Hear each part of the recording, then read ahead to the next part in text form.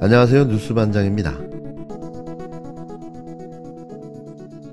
박정훈 대령의 항명사건이 아닌 대통령의 대국민 항명사건이다.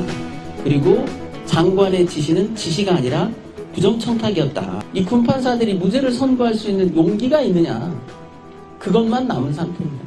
역시나였습니다.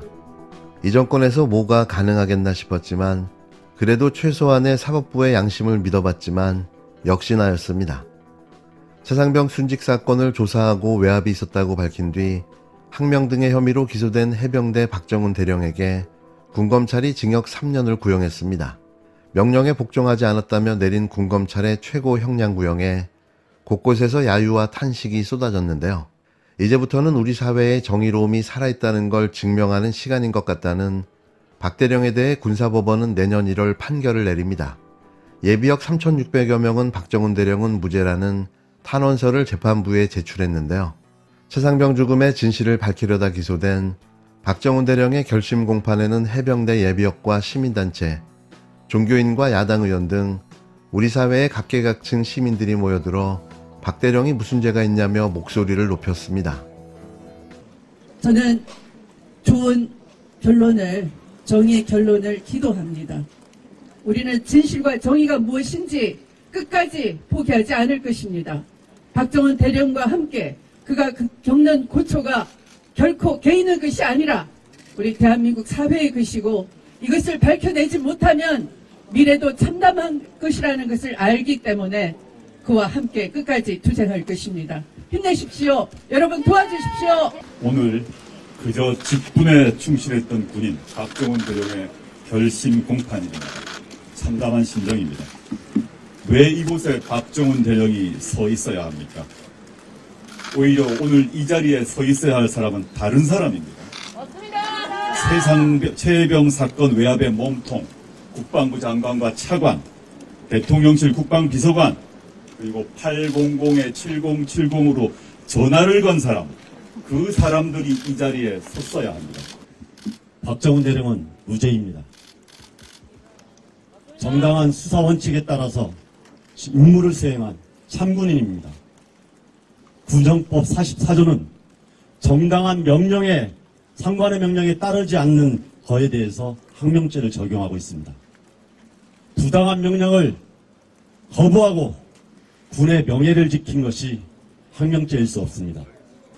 정말 군의 명예를 실추시키고 책임을 져야 될 사람은 따로 있습니다. 박 대령이 아니라 죄를 지은 바로 그 사람이 여기에 서야 한다고 입을 모았는데요. 박정훈 대령은 최상병 사건을 민간경찰에 이첩하는 것을 보류하라는 해병대 사령관의 지시를 따르지 않고 이종섭 국방부 장관의 명예를 훼손했다는 혐의로 법정에 섰습니다. 법정에서 그는 김계환 사령관이 자신에게 사건 이첩 보류하라는 지시를 한 적이 없다며 국방부의 수사 왜곡 축소 지시에 어떻게 대처할지를 논의했을 뿐이라고 말했는데요. 지난 1년 반을 다뤄오면서 이 최상병 사건에 관련된 실체적 진실은 다 드러났다, 세상에 드러났다고 생각합니다. 이제부터는 거기에 따른 이 진실이 승리로 이어지고 우리 사회에 정말 정의로움이 살아있음을 증명하는 시간인 것 같습니다. 그 첫 발을, 실질적인 큰 발자국을 오늘 뗀다고 생각하고 저에게 주어진 최후 진술 그리고 군검찰의 신문에 최선을 다해서 잘 하도록 하겠습니다. 다시 한번 감사드립니다. 고맙습니다. 힘내세요, 대령님.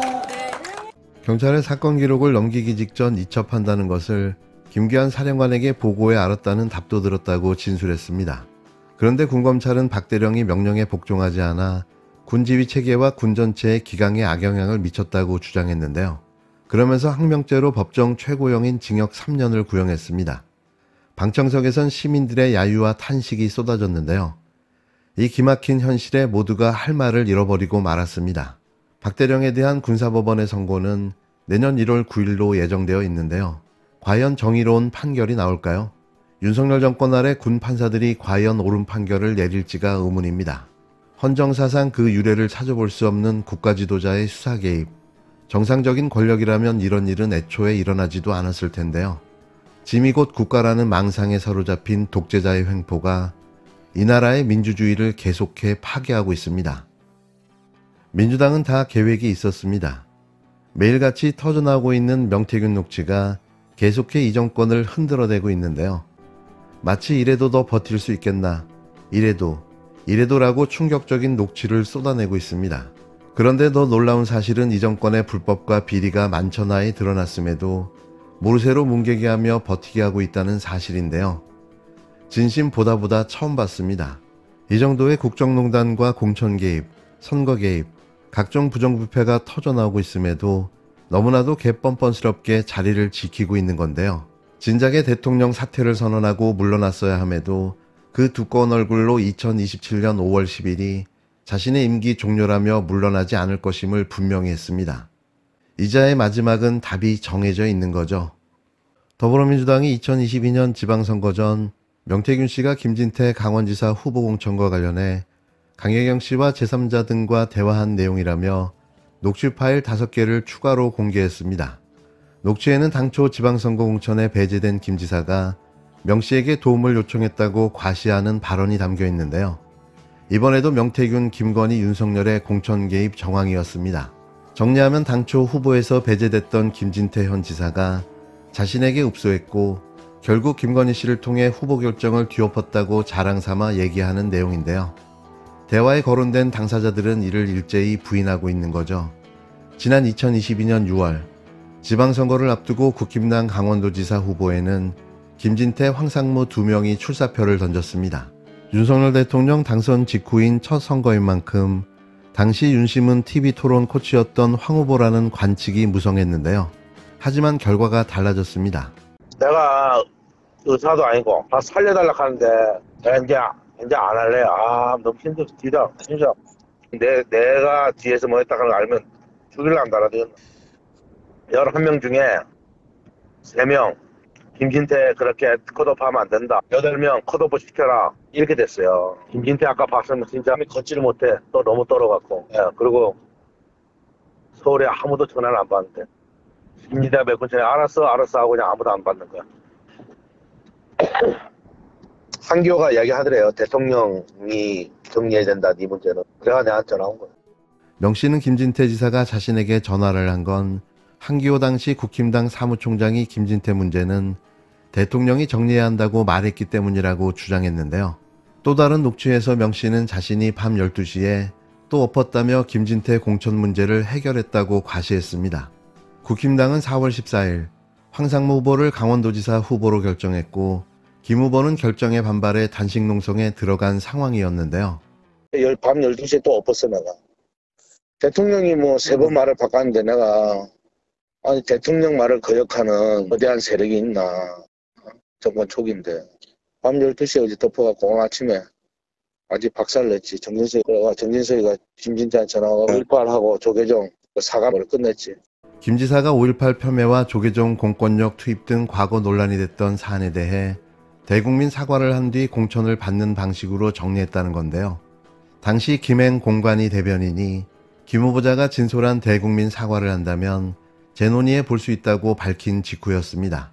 국힘당은 김 후보자가 대국민 사과에 나서자 돌연 나흘 전 결정을 뒤집고 경선으로 전환해 결국 김진태 후보를 낙점했는데요. 명 씨는 그러면서 김 지사가 자신에게 울면서 감사 인사를 전했다고 주장하기도 했습니다. 이 같은 녹취는 앞서 공개된 강혜경 씨와의 대화 녹취에서 명 씨가 한 말과 맥락이 통하는 내용인 거죠.